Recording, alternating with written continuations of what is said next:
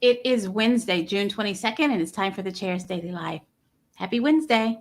Alrighty, so it is 6 days until the election. So again, if you still have your absentee ballot, do not put it in the mail.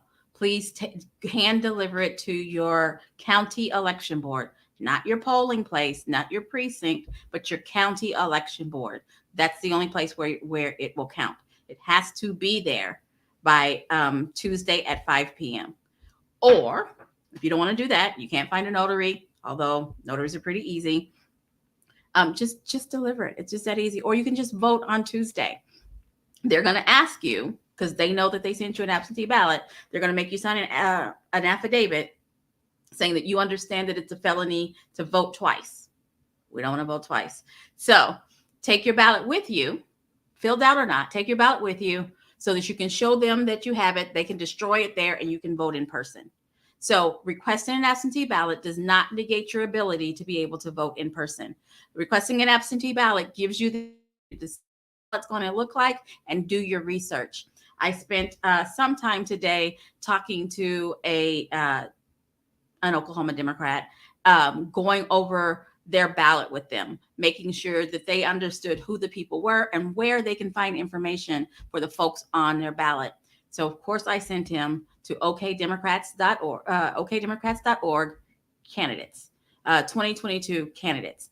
That's where all the candidates are. There's a picture of them. There's a link to their websites and their social media accounts. And if they've been on Scott's show, there's also the video of them being out on Scott's show, so you can get a feel for who they are before you cast your vote.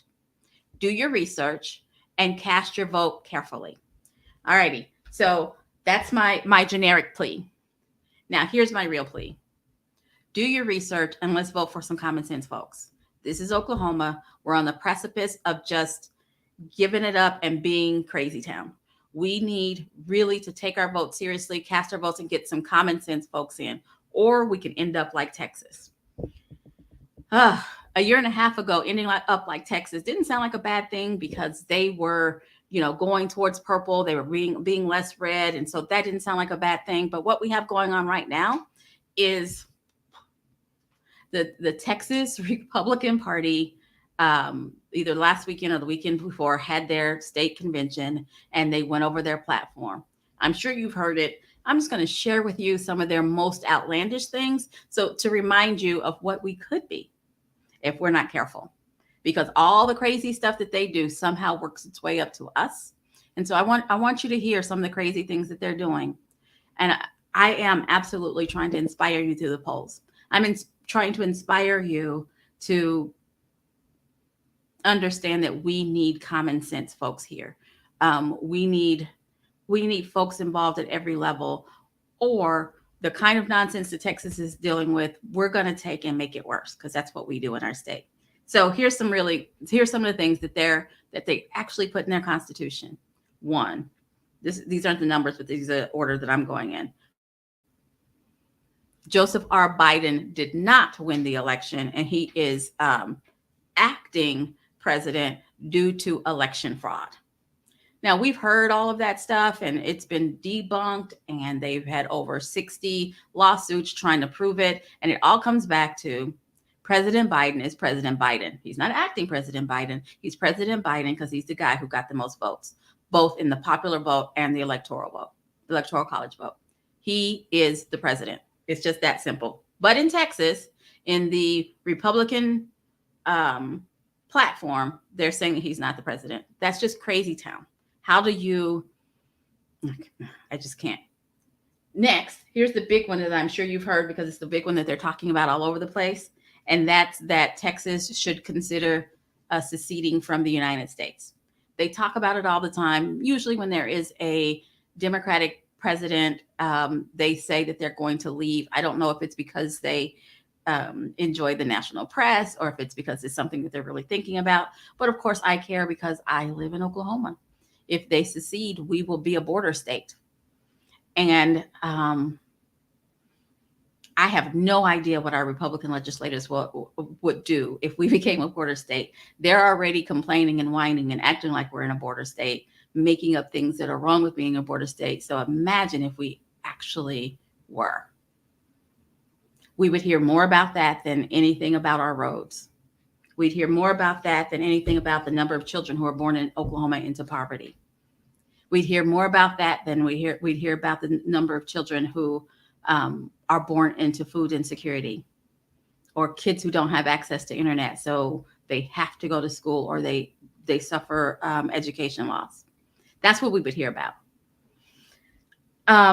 Next, any gun control is a violation of their God-given rights. That's what the platform says. Any.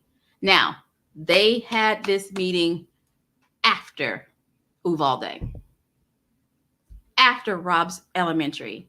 They still are like, oh, no. If you try to do anything to regulate guns, you try to do anything to enact any common sense gun laws, that is an infringement on my God-given rights. The Constitution isn't based on God-given rights. Let's just start there. But there's a whole lot of other things to unpack. But how tone deaf do you have to be? How tone deaf do you have to be to say, yeah, I mean, I know that 17 kids just died and it's preventable, but we're not going to, because it's infringing on my rights. Well, that's who they are. They want the U.S. to leave the United Nations. And why do we have to leave the United Nations if y'all are seceding? Seems a little crazy. Yes, Kirsten, and I hope I said your name right. Yes, Kirsten. Guns are God-given rights, but I have no right over my own reproductive decisions. Doesn't make sense, does it? I mean, this is the body I came with. I should be able to have rights over that. You weren't born with a gun, but well, Kirsten, we're talking logic, and I don't think that logic plays into this. Let's see. Oh, I can't believe I buried this one so low, but they want to repeal the 1965 Voting Rights Act. What the heck? I want to vote. I don't want someone taking away my right to vote, and that's what that would do. What? It's insanity, and this isn't one person's idea. That's the part that you need to understand. This passed in their platform, which meant someone said it, someone seconded it, they had some discussion, and the majority of them said, yeah, no voting rights. All of this stuff, right? You know, I've chaired a convention or two in my time, and that's how it works. It's not just a crazy idea of one person. It's not. It's one person having the idea, another person seconding it, some discussion, and then the majority votes on it. That's how it gets there. So in the Texas Republican Party, they decided repeal the 1965 Voting Rights Act. No rules about guns. Biden is not really the president. There should be no such thing as a gun-free zone in Texas. No red flag laws. Just everybody can have a gun, and you better not say anything about it. And then, and also, if you're 21, I mean, just nothing. If you want to talk about gun laws, you are violating my God-given rights. It wasn't just the idea of one person. It wasn't just the chair of the Texas Republican Party. It was one person had the idea. A second person said, yeah. And then the majority of the folks said, that's what we want to do. Why am I talking about Texas when we live in Oklahoma? Because a lot of the majority party in our state looks to other states to decide what kind of laws they want to run. They look to other states and they say, oh, yeah, let's do that. Oh, yeah, that sounds great. And they love to copycat Texas. But Oklahoma is special. We just don't take the crazy laws from other states. We take the crazy laws and figure out how we can make them more dangerous. Run over the protesters was one thing, but run over the protesters and then charge them with conspiracy, that's what we did in Oklahoma. So repealing the 1965 Voting Rights Act, I have no idea how ugly that could be in Oklahoma. So we're going to take away the voting rights of African American people, women, and people of LGBT. I don't know. They're just some random.